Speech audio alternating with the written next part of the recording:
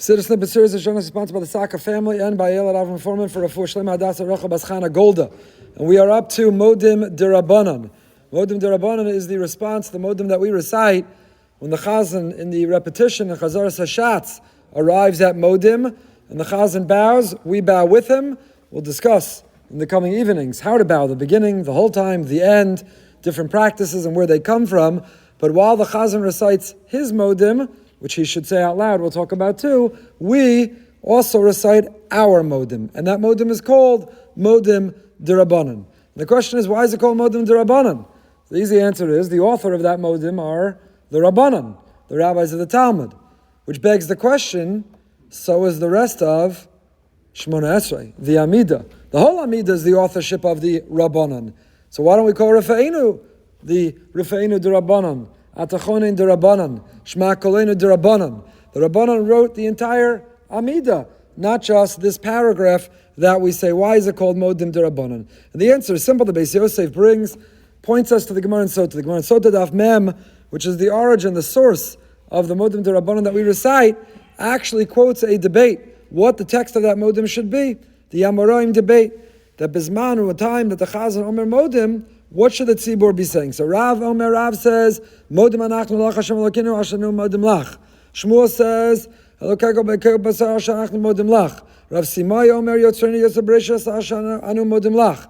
Nehardai Omer Barachos v'odos l'shimcha gadol al shechi yisanu v'kiyamtanu ashanu modim lach. Rav Achar Bayankov ends Kain techayinu s'chayimenu skavtzenu v'sasokli yosenu l'chasuk adshecha l'shmochukecha, and so on. Uposek Rav Papa, after all these suggestions are made, which may or should sound familiar to you, Rav Papa concluded, say it all. We combine it and we say it all. So says the Beis Yosef, that's why it's called Modim Derabanan, because this Modim is a conjunction, is a compilation of all the suggestions that were offered, woven and integrated into one, so that one integration is called Modim Derabanan. Modim Derabanan.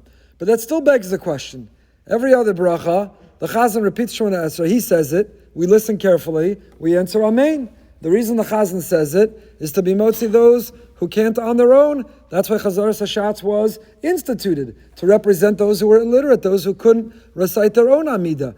So if every other bracha it's good enough to listen and hear the Chazan, why this bracha of Modim do we have to, in parallel, simultaneously, offer our own Modim as well? So this might be the most famous comment ever of the Avudraham. Everyone knows this Avudraham, and the Avudraham has a beautiful insight. And I tell you, Derech Mashal, because it's a famous story of Rav Yashiv. Many years ago, he was unwell, and there was a medical specialist who came all the way from America to help him and to heal him.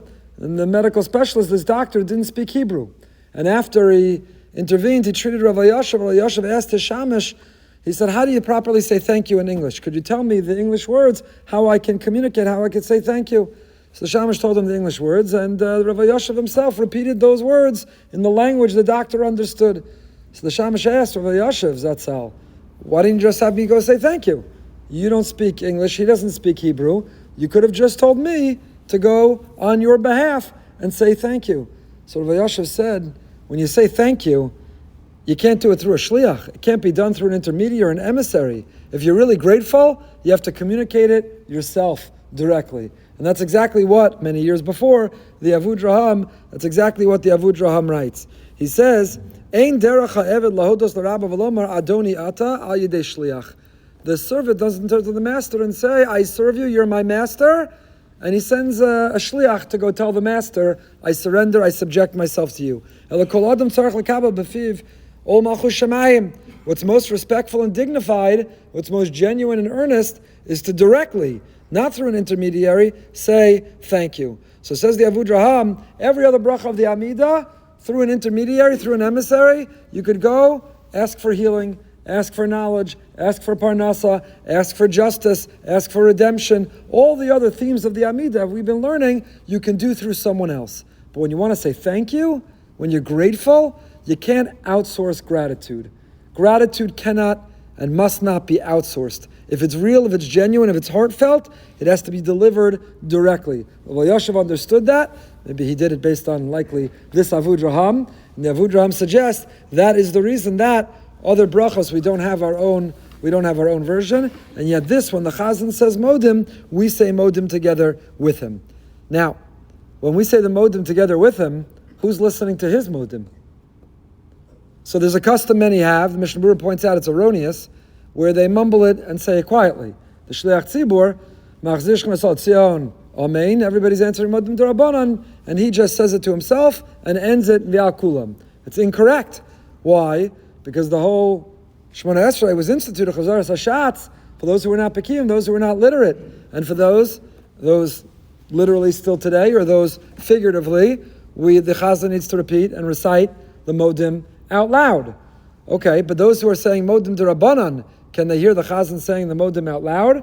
So we'll pick up tomorrow night. There are different minhagim here. My Rebbe, based on his Rebbe, has a minhag that the Chazan says Modim Anachnu Lach Shatahu, or stops Anachnu Lach, bows, holds it, waits for everyone to recite the Modim Derabanan, and then continues with Modim so that the Tzibor can hear the whole Chazaras HaShatz. And there is no static in the Trei Kol Lo Mishtamai, in the competition and tension between both being recited at once. He's not the only one who says this. There are other sources. We'll pick up with it, Amir Tashem, tomorrow night.